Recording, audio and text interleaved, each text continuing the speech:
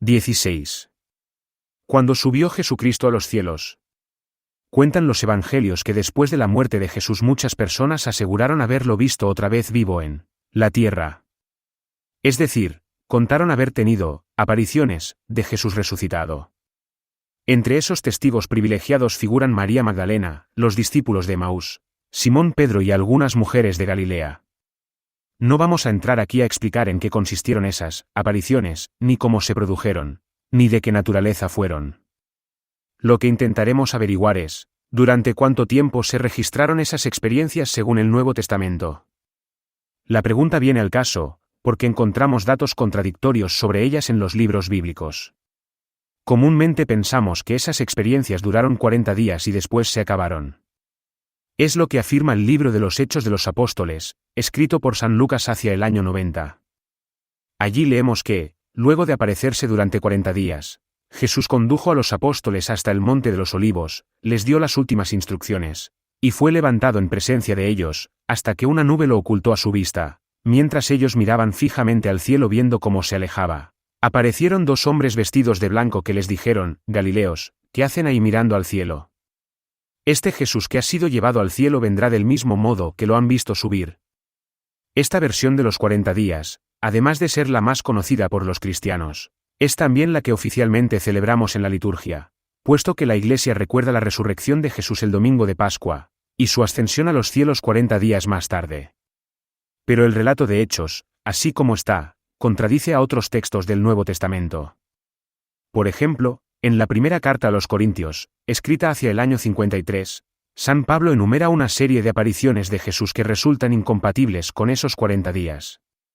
En dicha carta Pablo escribe, les recuerdo, hermanos, el evangelio que les prediqué, que Cristo murió por nuestros pecados, según las Escrituras, que fue sepultado y que resucitó al tercer día, según las Escrituras, que se apareció a Cefas, es decir, a Simón Pedro, y más tarde a los 12.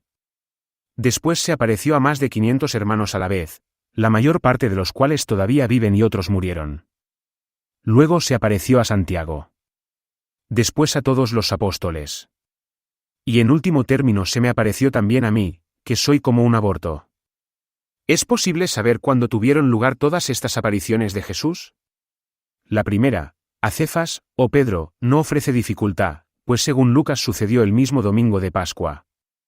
Pero la segunda, a los 12, resulta más difícil de situar.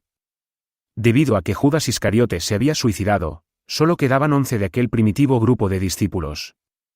Y es verdad que los evangelios nos informan de una aparición de Jesús a los 11, pero no los 12. El grupo de los 12 solo se volvió a formar más tarde, después de la ascensión, cuando Pedro, según el libro de Hechos, decidió buscar un reemplazante de Judas, y fue elegido Matías. Por lo tanto, si Jesús resucitado se apareció a los 12, debió de haber sido después de la ascensión, y en consecuencia ya estamos fuera de los 40 días. Sigamos analizando. La tercera aparición, a más de 500 hermanos a la vez, también resulta imposible de colocar en el plazo de 40 días. Estos, hermanos, no parecen ser ni discípulos ni apóstoles, sino simples cristianos que estaban participando de alguna reunión, y que tuvieron la dicha de experimentar a Jesús otra vez vivo. Ahora bien, para que pudiera haber en aquel tiempo más de 500 personas creyentes, y hallarse reunidas todas a la vez y en un mismo lugar, tenemos que esperar a Pentecostés, cuando según Hechos, el cristianismo comenzó a crecer y a extenderse en grupos más amplios. La cuarta aparición es a Santiago, el hermano de Jesús, que llegó a ocupar un puesto destacado en la iglesia de Jerusalén. Pablo dice que Jesús se le apareció a Santiago después de haberlo hecho a los 500 hermanos. Por lo tanto, se trata también de una aparición tardía, cuando la iglesia ya había crecido. En penúltimo lugar, se menciona una aparición a todos los apóstoles.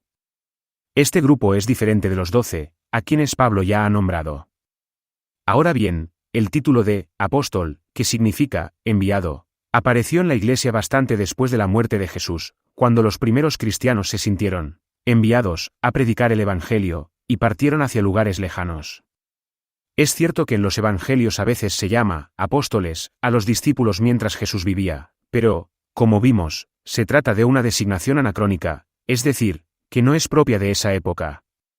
Por lo tanto, esos apóstoles que presenciaron una aparición de Jesús debieron de hacerlo mucho después de los 40 días de su ascensión.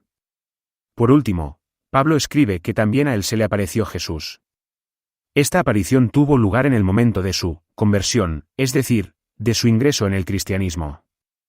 Y esto ocurrió 2 años después de la ascensión de Jesús a los cielos. Según esto, entonces, Jesús se estuvo apareciendo durante más de 2 años. Algunos, para evitar el desfase cronológico, sostienen que esta aparición a Pablo sería una experiencia diferente, ya que en ella el apóstol solo habría contemplado una luz y oído una voz, como cuenta el libro de Hechos. Por lo tanto, no se trataría de un encuentro auténtico con Jesús, al menos no equiparable a los que tuvieron los demás discípulos el domingo de Pascua. Pero Pablo, cuando en su carta a los Corintios enumera la lista de las apariciones, emplea siempre la misma palabra griega, orao, para referirse a todas, lo cual significa que para él todas las apariciones son de la misma categoría. Incluso cuando alguien pretende disminuirlo en su autoridad de apóstol, él se enoja y exclama, ¿acaso no soy apóstol?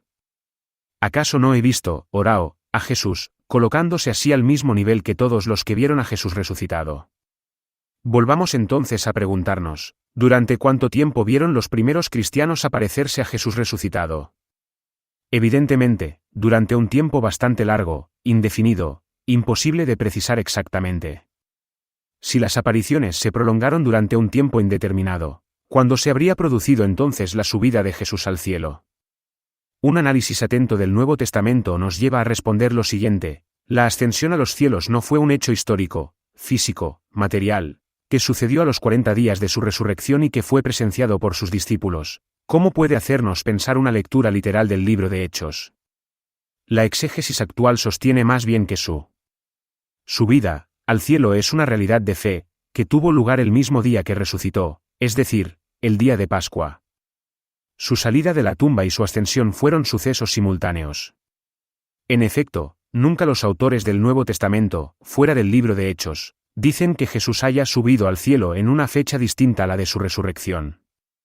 Al contrario, cuando afirman que ha resucitado, siempre suponen a la vez su ascensión.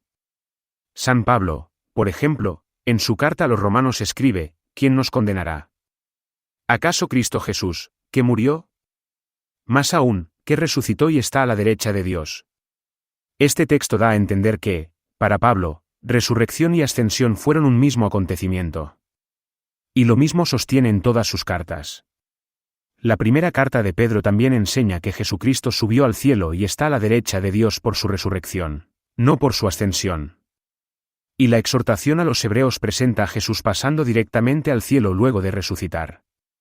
Incluso el Apocalipsis, que describe varias veces a Jesús resucitado en el cielo, jamás dice que hubiera ascendido en una fecha distinta. Pero donde más claramente se ve que la resurrección de Jesús y su ascensión ocurrieron el mismo día es en los 4 evangelios. Así, San Marcos describe a Jesús subiendo al cielo el mismo domingo de Pascua. También Lucas dice que la resurrección de Jesús, la aparición a los discípulos de Emaús, a San Pedro, a todos los apóstoles, su despedida de los apóstoles y su ascensión sucedieron el mismo día de Pascua. Incluso cuando Jesús se encuentra con los discípulos de Emaús, les dice que él ya ha entrado en la gloria, es decir, que ya ha ascendido a los cielos. De igual modo, Mateo, en la única aparición que cuenta de Jesús a los apóstoles, dice que el Señor le revela: he recibido todo poder en el cielo y en la tierra. Si Jesús ya recibió todo poder en el cielo, es porque su ascensión ya ha tenido lugar. Finalmente, el Evangelio de Juan, cuando describe la aparición de Jesús a María Magdalena el domingo de Pascua, dice que Jesús le ordena: vete y diles a mis hermanos, estoy subiendo a mi Padre y al Padre de ustedes, a mi Dios y al Dios de ustedes. Si afirma que está subiendo, es porque su ascensión iba a suceder en ese momento. Así lo entendió también la Iglesia primitiva, hasta el siglo V. Muchos autores antiguos como Tertuliano, siglo III, Hipólito, siglo III, Eusebio, siglo IV, Atanasio, siglo IV, Ambrosio, siglo IV, y Jerónimo, siglo V, afirmaban que la resurrección y la ascensión ocurrieron el mismo día. San Jerónimo enseñaba: el domingo es el día de la resurrección, por eso se llama el día del Señor, porque ese día el Señor subió victorioso al Padre. Y la liturgia, siguiendo a los evangelios, celebraba hasta el siglo V como una sola fiesta la Pascua y la Ascensión. Vemos, pues, que unánimemente el Nuevo Testamento, incluidos los 4 evangelios, sitúan la resurrección y la ascensión el mismo día. La única voz discordante es el libro de Hechos, que coloca la ascensión 40 días después de la resurrección. ¿Por qué? En realidad, el número 40 es una cifra simbólica no real.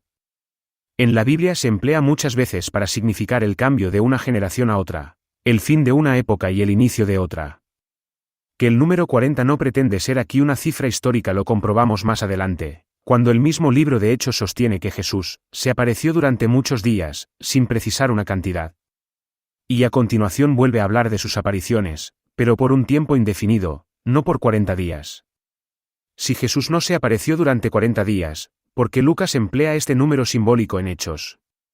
Más aún, ¿por qué, si en su evangelio había dejado en claro que la ascensión fue el domingo de Pascua, después cambió de idea, y en su segundo libro de Hechos afirma que fue a los 40 días?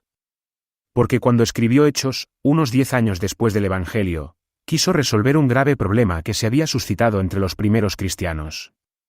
Vamos a explicarlo.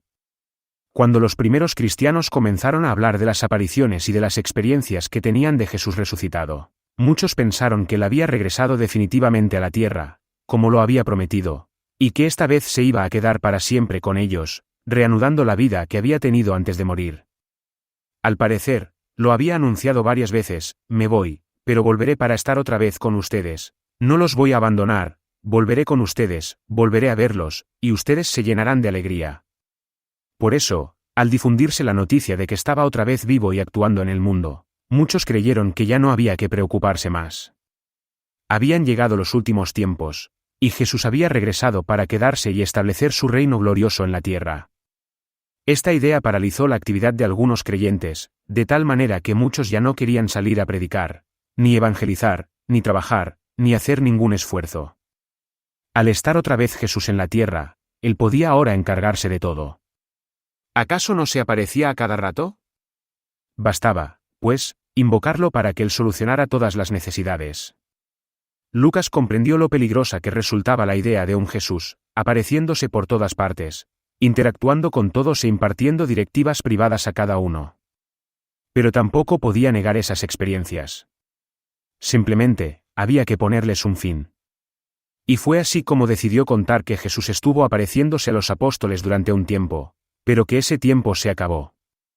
Que ya no actúa más en el mundo, al menos directamente. Ahora somos nosotros los que tenemos que salir a trabajar en lugar de él. Quiso así desalentar la actitud de cuantos vivían mirando al cielo, esperando que bajara Jesús a hacer las cosas que ellos tenían que hacer. Para expresar mejor este mensaje empleó el número 40, simbolizando que con la ascensión se terminaba un ciclo, el de la misión de Jesús en la tierra, y comenzaba otro, el del trabajo que los apóstoles en el mundo. Y para darle más realismo a su idea, describió la ascensión como un hecho histórico, es decir, como si hubiera sucedido en un lugar preciso, el Monte de los Olivos, de una manera física, elevándose en el aire hasta una nube, y hacia un destino específico, el cielo. La idea de mostrar a Jesús subiendo a los cielos no fue un invento original de Lucas. Fue tomada de la tradición judía, donde se contaba que Dios había premiado a varios personajes importantes, al final de sus vidas, elevándolos al cielo corporalmente, como Enoc, Elías, Esdras y Baruc, estos últimos mencionados en los libros apócrifos. Basándose en ellos, imaginó también a Jesús subiendo corporalmente a los cielos. Según nuestra fe, después de resucitar, Jesús no volvió más a este mundo. Se fue inmediatamente a los cielos, junto a su Padre. Y si hubo apariciones suyas, todas fueron producidas desde el cielo. Pero debido a que estas apariciones hicieron pensar a muchos creyentes que Jesús había regresado para seguir actuando en la tierra, Lucas abrió un espacio de 40 días y las colocó en ese periodo. Después, dijo que los apóstoles lo vieron alejarse y así finalizó la época de su actuación terrenal. Ahora eran ellos los que debían salir a construir el reino, y dejar de esperarlo todo de Jesús. Por eso en su relato de la ascensión cuenta que unos ángeles le reprocharon a los apóstoles, Galileos, ¿qué hacen aquí mirando al cielo? Para Lucas, Jesús desapareció para que pudiera aparecer la Iglesia, ese grupo de hombres y mujeres encargados de hacer lo que hizo Jesús, luchar por la justicia, multiplicar los panes, proteger a los más pobres, curar a los enfermos, predicar el amor, trabajar por la paz. No había que hacer de las apariciones la solución a todos los problemas, como si fuera la lámpara de Aladino de la cual se puede sacar lo que se quiera. Jesús ya no estaba físicamente. Ahora era el tiempo de ellos. Hoy mucha gente sigue pidiéndole a Jesús que solucione los problemas de este mundo. Sigue rezándole para que los ayude en sus dificultades, mientras ellos se contentan con pedir. El relato de la ascensión nos enseña que hay que dejar de mirar a las nubes, esperándolo todo de la ayuda divina, y ponernos a trabajar seriamente, con esfuerzo y sacrificio, entre dolores y alegrías, por el reino que Jesús comenzó en la tierra. Porque si algún día Él vuelve, será solo para ver qué es lo que hemos hecho nosotros.